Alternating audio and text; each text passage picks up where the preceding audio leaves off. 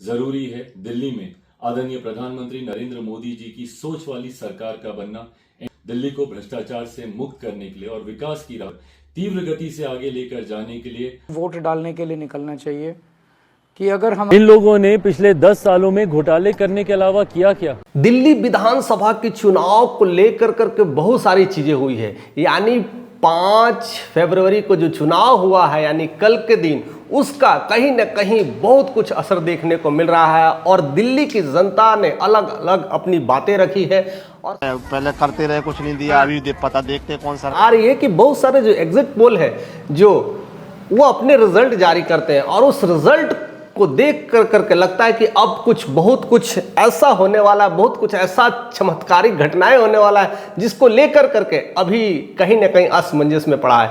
कई exit poll ऐसे दिखा रहे हैं कि दिल्ली में केजरीवाल का तिहिरा यानी कहते ना 30 का लगने वाला आंकड़ा, यानी हैट्रिक लगाने वाले हैं। कहीं लगता है कि सालों का सूखा बीजेपी अब हरियाली लाने की कोशिश कर रहे हैं, यानी अभी तक बीजेपी आई नहीं थी, इस बार दिल्ली में अपना सिंहासन ले आएगी। ऐसे लेकर के तमाम एग्जिट पोल अपने अपने दावे कर रहे हैं। ऐसे तो ज्यादातर एग्जिट पोल देखा गया है कि 12 एग्जिट पोल का जो आया है आंकड़ा, उसमें से करीब करीब 8-9 ऐसे एग्जिट पोल आए हैं जिसमें बीजेपी को ज्यादा सपोर्ट करता हुआ दिखाई पड़ रहा है। लेकिन 3 आंकड़े ऐसे हैं जो काफी चौंकाने वाले हैं। वो सर्वे ऐसे किए हैं जिसको लेकर करके कहीं ना कहीं आपको तिहरा शतक मिलने वाला है, यानी आप फिर से दिल्ली में आने वाला है। उसमें सबसे बड़ी हम बात करते हैं तो एक जो खास करके जो सर्वे है एबीपी की तरफ से ही है, जो मैट्रिक्स कर करके आती है। मैट्रिक्स में इन्होंने आपको 32 से 37 सीट दी है। अब देखिए बड़ा मजेदार खेल है ये, जो चुनावी का जो टक्कर है ना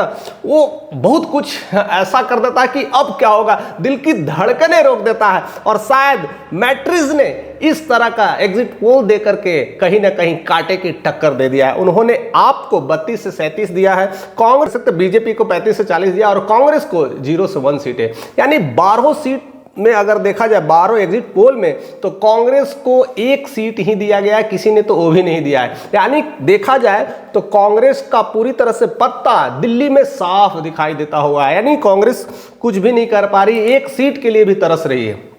यानी मामला फंस के रह जाता है तो केवल बीजेपी और आप में। तो ज्यादातर आंकड़े मैं बीजेपी और आप से लेकर के ही डिस्कस करने वाला हूं कि इस दोनों में असली खिलाड़ी क्या है। लेकिन कभी कभी ऐसा होता है जो एग्जिट पोल हम बनाते हैं या इस तरह से एग्जिट पोल आते हैं उसके सर्वे करते हैं, उस सर्वे को हम रिफ्लेक्शंस आप लोग के सामने करते हैं, कभी कभी वो सारे फेल हो जाते हैं और लोग समझ नहीं पाते ये कैसे होगा। ऐसे कई सारे केसेस देखने को मिले हैं और कई सारे एग्जांपल्स कई सारे स्टेट को भी देखने को मिले। लेकिन मैट्रिक्स का जो ये दावा है कि आप 32 से 37 लाएंगे और बीजेपी 35 से 40। अब देखिए जीत के लिए 72 में से 36 चाहिए, यानी सरकार बनाने के लिए 36 सीट चाहिए। अब दोनों यहां पर कांटे की टक्कर है, यानी 32 से 37 और बीजेपी 35 से 40। 19-20 यानी आंकड़ा इतना ज्यादा चुनावी टक्कर लग रहा है कि जब कोई किसी के साथ सिंहासन पे डोल सकता है या आ सकता है।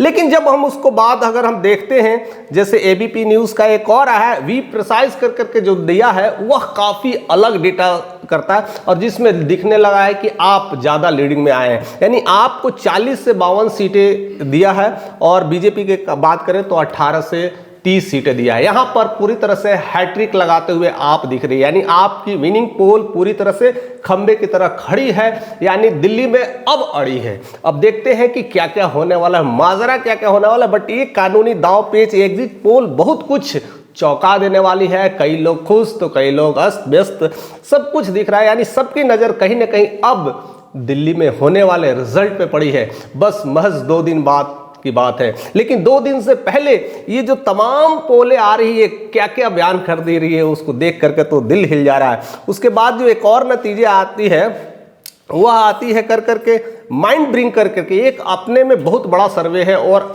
पूरी लोगों तक गांव-गांव जाकर के विजिट करते हैं, लोगों को पोल पर जाकर के एग्जिट को देखते हैं कि किस तरह से लोगों से बात कर कर को निकालते हैं। और उसने अभी आपको 44+ सीटें दिया है और अगर हम बीजेपी की बात करें तो वहां पर 20+ दिया, यानी यहां पर भी हैट्रिक दिखाई देता है। लेकिन बाकी जो मीडिया चैनल जो हम देखते आए हैं वहां पर ज़्यादातर बीजेपी को ही रिफ्लेक्शन दिया गया, यानी बीजेपी हर जगह 40+ चल रहे हैं। अगर ओवरऑल अगर हम परसेंटेज की बात करें, अगर परसेंटेज के हिसाब से एवरेज निकाल के देखते हैं तो एवरेज में बीजेपी लीडिंग होता हुआ दिखाई पड़ रहा है, यानी बीजेपी ही विनिंग पर्सनालिटी दिखाई दे रहा है, यानी अपने पुराने सारे रिकॉर्ड को ध्वस्त कर करके दिल्ली में राज करने वाली है। लेकिन कुछ ऐसे आंकड़े आ जाते हैं जिसको लेकर के काफ़ी कुछ सरगर्मी पड़ जाती है। आज तक का मैं ऐसे इंटरव्यू देख रहा था, तो आज तक में आता है कि आप किसको किसको आंकड़ा लगाते हैं, तो डायरेक्टली एक पत्रकार ऐसे कहती है कि इस बार तो आप 58 ला रही है और बीजेपी इस बार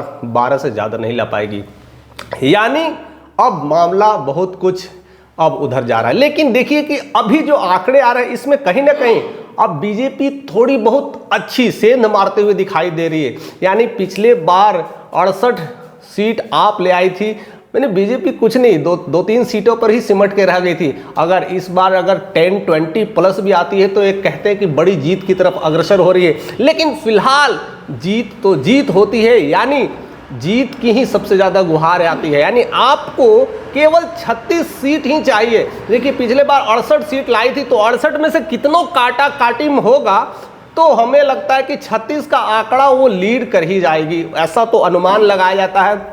क्योंकि 10 साल में रह करके अचानक से 68 सीटें लाने वाला, 70 सीटें लाने वाला केजरीवाल अचानक से ऐसा तो नहीं होगा कि 36 से भी डाउन चला जाएगा, यानी 50% से भी नीचे नहीं चला जाएगा, ऐसा आंकड़ा नहीं होगा। इतनी खराब परफॉर्मेंस भी नहीं देने वाले और बाकी इससे अच्छा परफॉर्मेंस भी नहीं दे सकते हैं। ये सब तमाम चीज़ें होती है और सरकार जहाँ रहती है वहाँ पर पक्ष हमेशा भारीपन नजर आता है, यानी पक्ष की हमेशा उस वहाँ पर पहुँच रहती है, वहाँ पर उन्हें सपोर्ट किया जाता है कि वहाँ तक वो कनेक्टिंग रहता है। लेकिन अब एकदम से काम नहीं किया हो, एकदम से धोखा दिया हो, एकदम से चीट किया हो, एकदम से दिल्ली की जनता के नज़रों से वहाँ से कहते ना बाल की खाल खींच के निकाल देते हैं और पता नहीं चलता, वैसे केस में ही सत्ता परिवर्तन की अगर बात होगी तब सीधा आप और जो बीजेपी का डाटा है वो रिवर्स गियर में चल सकता है। और शायद ऐसे 12 एग्जिट पोल हुए हैं, जो जागरण है, आज तक है, टाइम्स नाउ करके है, माइंड ब्रिंग करके है, मैट्रिक्स करके है, ऐप करके है, ये सब सारे कहीं ना कहीं बीजेपी को रिफ्लेक्ट कर रही है।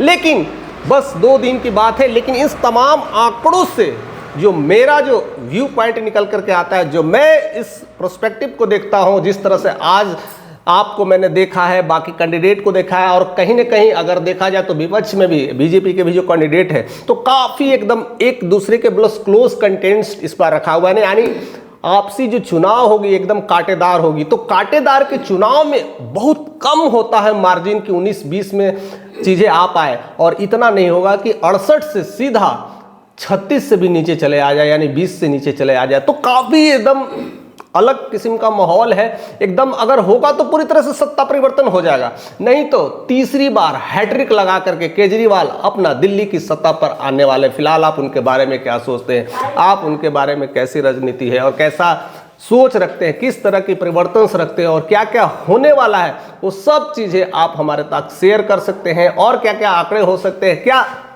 दिल्ली की जनता क्या कह रही है, क्या दिल्ली की जनता फिर भी अभी बीजेपी के साथ है कि केजरीवाल के साथ है, ये सब तमाम खबरें आप हम तक पहुंचाते रहे, आप अपना व्यू पॉइंट रखते रहे। फिलहाल बस 2 दिन की बात है, वो सारे चीज़ मैं आप तक ले आऊँगा। ऐसे ही हमारे साथ बने रहिए, ऐसे ही प्यार देते रहिए। अगर चैनल पर नए तो ज़रूर सब्सक्राइब करिए।